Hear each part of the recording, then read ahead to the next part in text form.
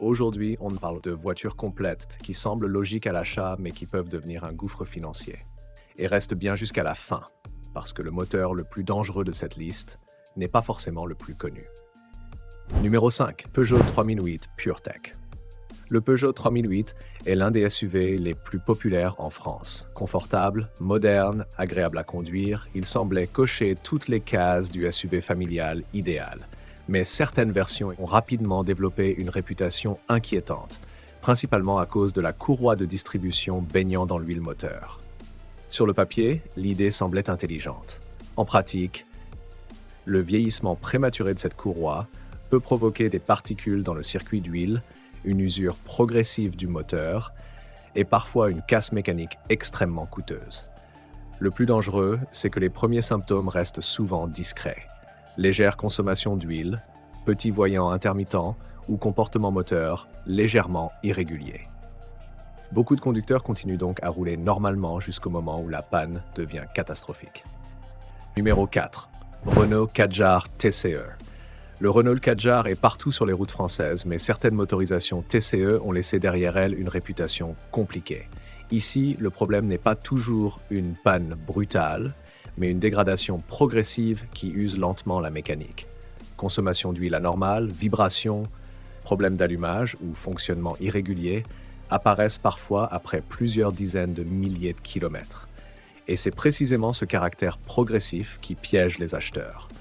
Beaucoup pensent acheter un SUV parfaitement sain parce qu'aucune panne majeure n'est visible lors de l'essai, alors que les premiers signes d'usure sont déjà présents sous la surface. Numéro 3. Ford Kuga EcoBoost. Sur le papier, le moteur EcoBoost semblait représenter l'avenir. Petite cylindrée, bonne performance, consommation maîtrisée et agrément moderne. Mais certaines versions du Ford Kuga ont révélé un point faible critique autour de la gestion thermique et du refroidissement moteur. Lorsque le système commence à se fragiliser, les températures augmentent rapidement et les dégâts internes peuvent devenir très sérieux avant même que le conducteur réalise l'ampleur du problème.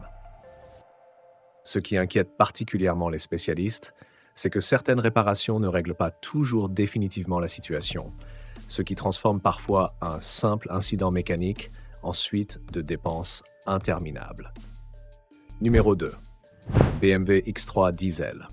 Avec le BMW X3, on entre dans le segment premium, celui où beaucoup d'acheteurs pensent automatiquement acheter plus fiable parce que le prix est plus élevé.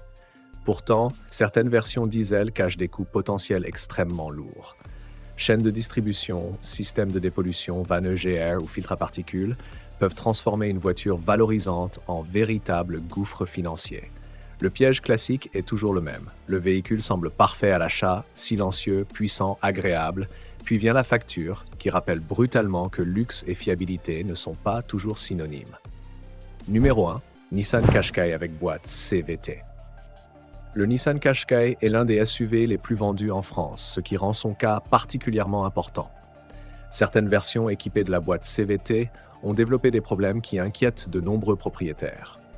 Perte de réactivité, sensation de patinage, comportement irrégulier et parfois réparation extrêmement coûteuse. Ce qui rend cette situation particulièrement dangereuse, c'est la manière dont les symptômes apparaissent. Tout semble fonctionner normalement pendant longtemps, puis la dégradation devient progressivement impossible à ignorer.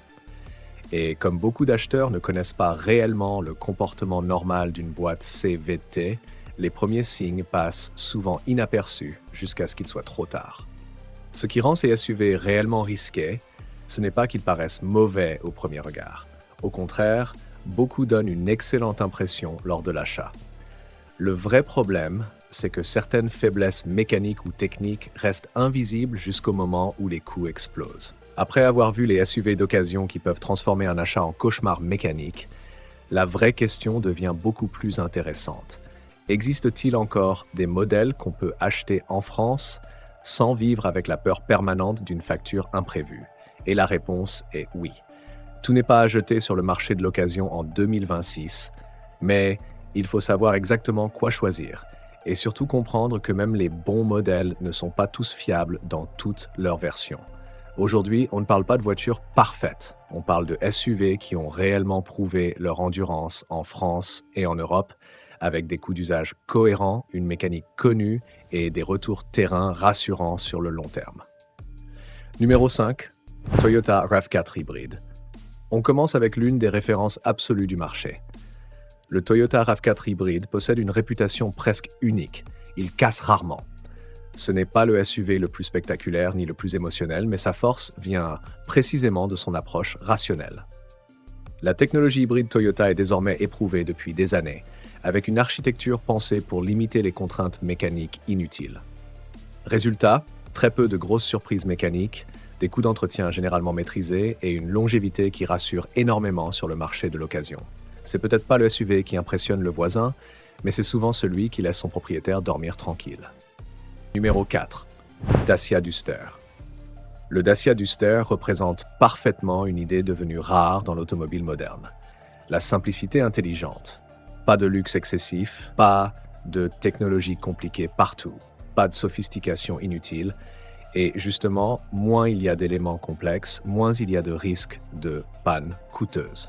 C'est exactement pour cette raison qu'il reste aussi apprécié en France. Le Duster ne cherche pas à rivaliser avec les SUV premium, il cherche simplement à faire le travail efficacement sans ruiner son propriétaire. Et sur le marché de l'occasion, cette logique devient extrêmement intéressante. Numéro 3, Honda CR-V. Le Honda CR-V a construit sa réputation loin du bruit marketing, mais très près de la réalité des garages et des propriétaires satisfaits. Ce modèle ne cherche pas à impressionner avec des promesses extravagantes. Il cherche à durer. Et c'est précisément ce qui lui donne aujourd'hui une image extrêmement solide auprès des acheteurs avertis. Les problèmes majeurs restent relativement rares, les mécaniques sont connus pour leur endurance et le véhicule conserve généralement une cohérence globale très appréciée sur le long terme. En 2026, c'est exactement le type de SUV que beaucoup d'acheteurs recherchent, discret, rationnel et durable. Numéro 2. Mazda CX-5. Beaucoup de conducteurs oublient Mazda lorsqu'ils cherchent un SUV d'occasion fiable, et pourtant le Mazda CX-5 mérite clairement sa place ici. La philosophie de la marque reste différente de celle de nombreux concurrents européens. Moins de complexité mécanique inutile, des moteurs atmosphériques sur certaines versions, et une approche plus traditionnelle de l'ingénierie. Cette stratégie peut sembler moins moderne sur le papier, mais apporte souvent une meilleure endurance dans le temps. Résultat, le CX-5 conserve une réputation globalement très positive sur le marché de l'occasion, notamment auprès des conducteurs qui privilégient la fiabilité avant l'effet marketing. Numéro 1, Peugeot 5008 Diesel. Et voici le modèle qui surprend souvent beaucoup d'acheteurs. Contrairement aux idées reçues, tout n'est pas à éviter chez Peugeot.